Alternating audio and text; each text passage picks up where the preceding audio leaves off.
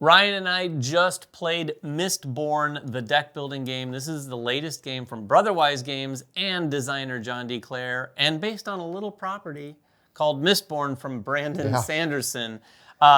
Spoiler alert, I'm not super familiar with the Mistborn franchise, although I'm a little more familiar with it now that I've played this. Ryan, you're a fan. I would say that. I have a little shrine to Brandon Sanderson books in my library. I have got all the leather bounds. Are there candles? There is a candle that came with the big giant Brandon Sanderson Kickstarter, if you remember that. I thought he was kidding. I was the all-in on that. No, so I'm coming into this game from a different place as David, and honestly, I'll say this right off the bat, with way more apprehension. Now, yeah, probably. Now, the fact that they could get somebody like John D. Clair, who is a game designer that has never, and don't say this about a lot of people, never let me down.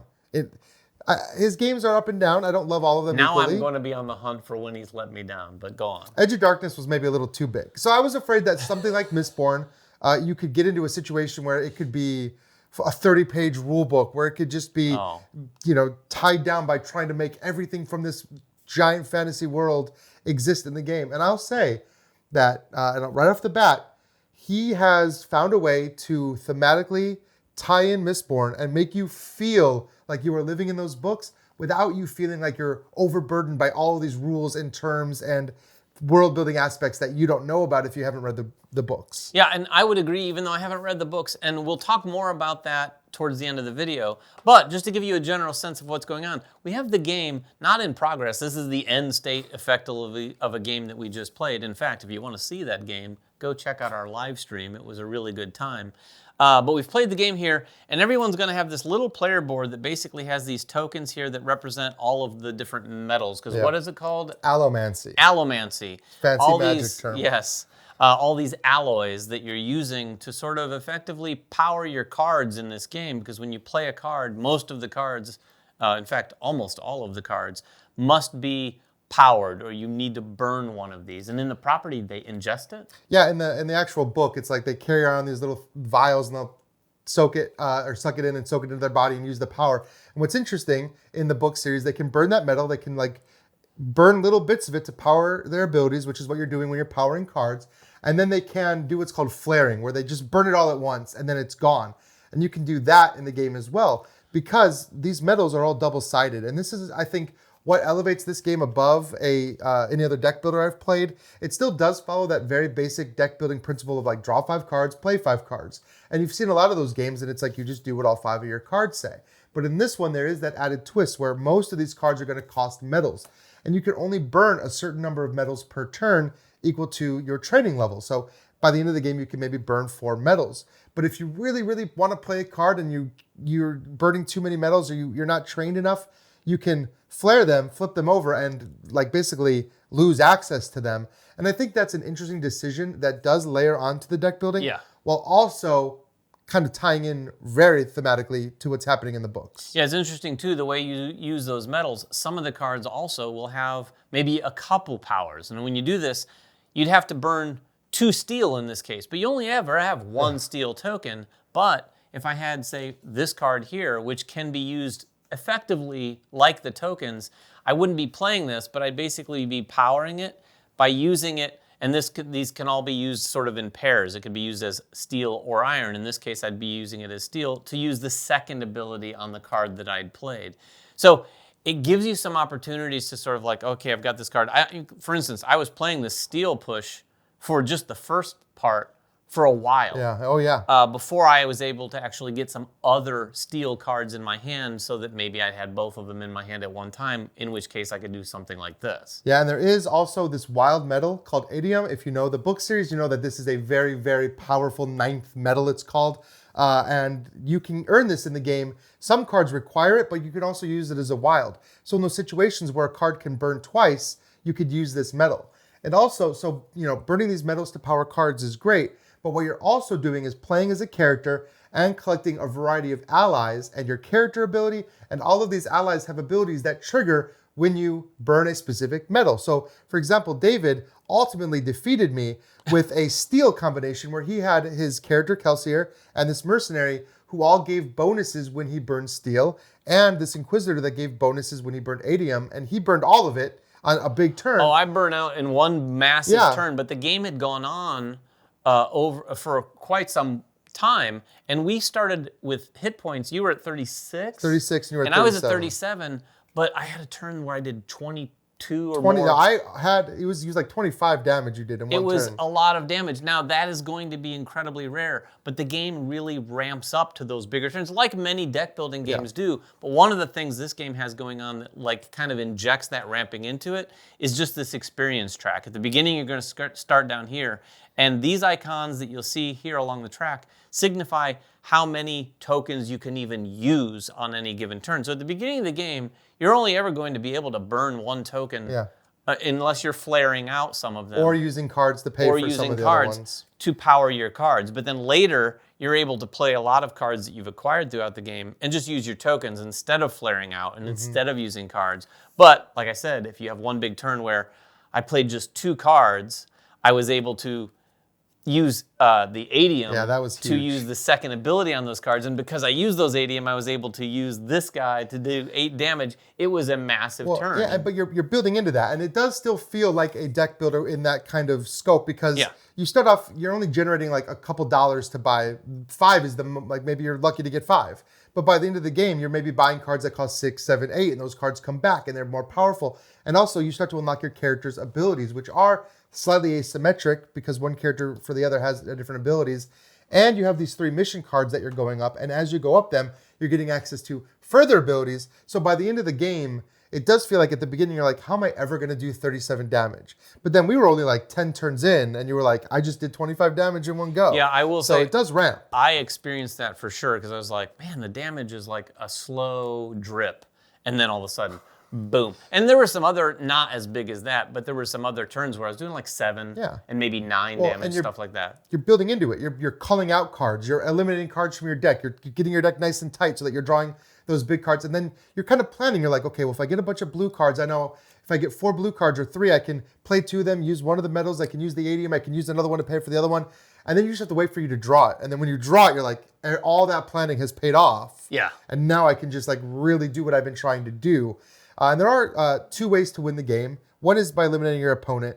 The other one is climbing up these tracks. And I was doing the tracks. And I was buying a lot of cards that let me move up the tracks. And I moved up like 8 tracks in one turn, which was just not quite enough to win. Ryan but it was still moving up the tracks for sure. I was doing more, and I'd never experienced the game. And I was like, I'm just going to try to do damage. Now, Ryan, on the flip side, was getting a bunch of cards that healed himself. So I was like, well, I had to survive long enough to get up those tracks. Yeah, you were basically surviving. He was well ahead of me most of the games. I was like, well, the writing is on the wall. But then I kept doing a little bit of damage here, a little bit of damage there. That was huge. I should have killed that guy. Yeah, that's true. I should have killed that guy. But, you know, it's full of those decisions that you have to make. And that's kind of, let's get right into who it's for and who it's not for. Because it is, I would say, more complicated than your average deck builder. If you're comparing this to even like Clank or like DC Deck Builder or deck building games like that, there's another level to this. The decisions you have to make of when do I burn, when do I flare, do I use this card to pay for the other card?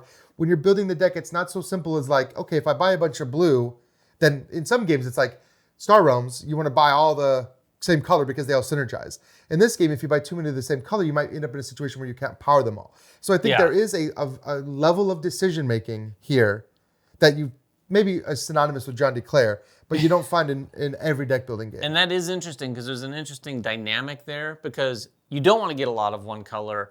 Early on, you'll find yourself with multiple of those in your hand, and like Ryan said, not being able to power them. However, later, when you have enough of them in your hand, and some of which that have the 2 powers. They can start powering each other. That's really the only way, or one of the few ways that you can use, other than adium, which is incredibly rare, to actually power both parts of the card. Yeah. So then there's a little bit of a payoff there too.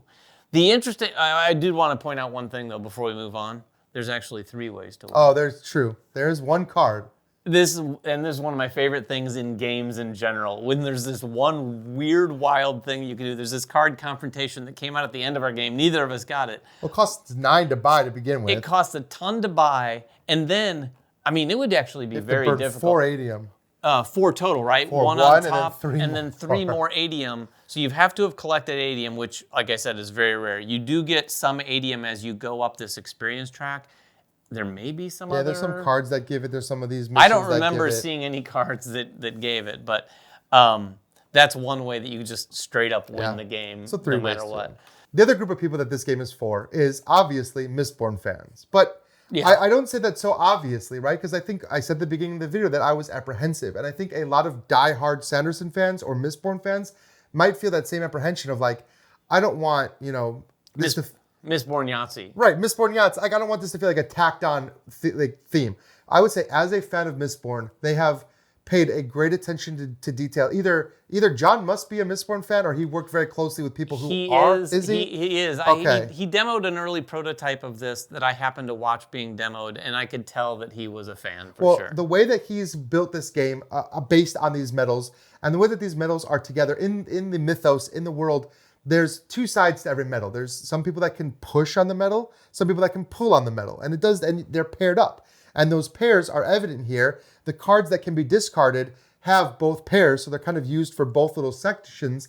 And then what you're doing with these, the cards, their effects, their names even, are very much tied into like what you'd expect. All the pewter and tin cards have to do with fighting. There's zinc and brass cards that are like riot and engage and use, interact with people's mental states. So I honestly feel like there was so much love put into this that I can very safely say, if you're a fan of Mistborn, you are going to enjoy this game. Yeah, I get the sense. As someone who's not super familiar with it, I'll say a couple things. One, the game in and of itself is a very satisfying deck builder. I think it brings some very unique things that I've not seen in a deck builder. Not only the way the whole Allomancy thing is handled, and I'm sure this next thing has existed in some other deck builders. I can't remember one.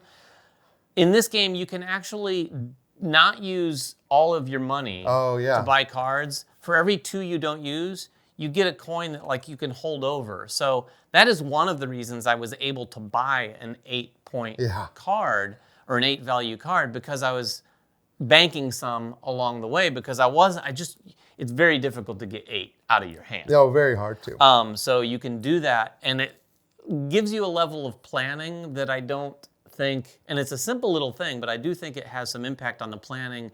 And if you're wanting to access some of those higher value cards, that is your route to do so. Yeah. The other thing I would say about not being a fan is this is my entry point to this property, and the mechanics and mechanisms that they've implemented here in what is a fairly streamlined game actually make me kind of interested in reading the books. Sure. I'm not a big reader. I have read, and I've said this on the channel before, I have purchased the book. Okay. I own the book digitally. Haven't started reading it because I know everyone, not only Ryan, but Emily's also a big, big fan of this series.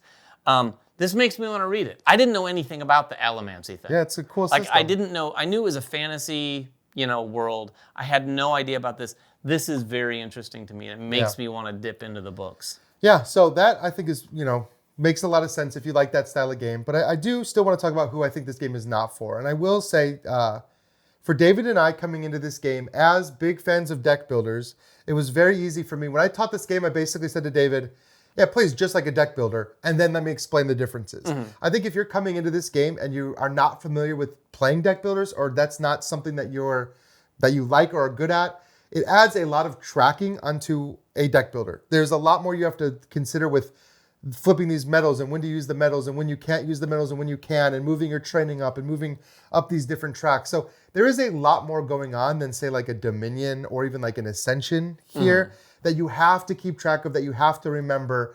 And it can be a bit of a puzzle on how you spend your medals every turn, which some people are going to really love and some people might find a little frustrating. Yeah, possibly. I would say a couple things on that front.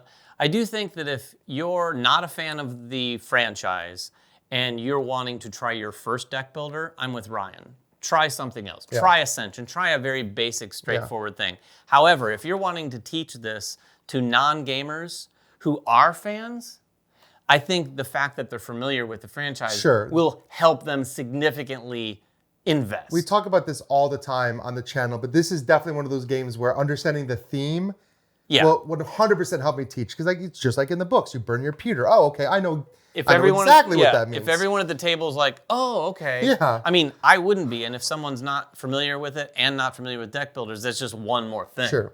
Yeah, and there is, like I said, there is just a lot to remember. I mean, You're getting your training every round. Like, there's things that you can forget. And this is definitely a game where you're going to take your turn and then go, oh, wait, if I just done this in a slightly different order, then I could have gotten this bonus, which would have... That's not unlike That's not unlike other games. games. So I don't want to say that that's a particularly a Mistborn thing. Yeah. But though I struggle. I like to come at this an unbiased view, but obviously I do have a little bit of bias towards the designer, the deck building style, and the property. There are a lot of biases going on. I will admit right off the bat that this game was almost like designed for me. So I like to kind of look at it from the other side too and think, what are some things that people might not enjoy, honestly? Yeah, that's true. With that said, I really don't think there's too much here not to enjoy. I mean, aside from the obvious, like if you despise deck builders in general, sure. But if you play board games, and if you probably do since you're watching this, this is definitely one worth trying, whether you're a Mistborn fan or not. And I think that's the biggest thing. As a non-Mistborn fan, what I'd say to you is, don't let the fact that this is based on an IP that you're unfamiliar with go, oh no. Because I think that's the opposite thing that can happen. Obviously, publishers make a lot of games based on IP to get those fans. Oftentimes, non-fans might go, do I have to know Mistborn to get into it? You don't. But once you've played it, I think you'll learn enough about it to go, oh, this is interesting. And if you do know it, it's going to be a lot of things that really make the whole thing make so much sense to you for sure. Yeah, absolutely. So that is Mistborn, the deck building game. If you have any more questions about it at all, please make them in the comments below. And like I said, go check out our live play of it because it was a really good game. It was a lot of fun. Really exciting, a lot of back and forth. But let us know in the comments below what you think of this game, whether you're not or you think you'll give it a try. Until next time, though, make sure everyone has fun at the table, and we'll see you then.